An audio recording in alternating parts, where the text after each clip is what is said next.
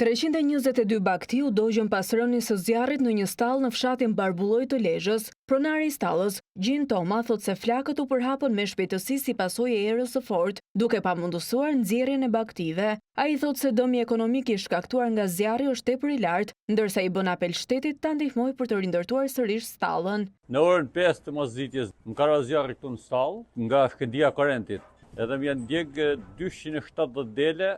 Vetëm një ka pështu e 40 qingja. Më kanë cof 2 lop e 7 viqa. Ka qenë shumë e fort edhe nuk u shifte as i gjatë. Është dëm i madh për ju. Po çfarë të bëjmë tani? Dëm shumë i madh, po s'kemi ç'të bëjmë. Në llogari me laps si kam bërë, po shumë. Para shumë sa mund të jetë? 90 milion. Po na animoj shteti do i bëjmë përsëri. Po s'ta animoj, do të fillim të heqim edhe këto si kemi.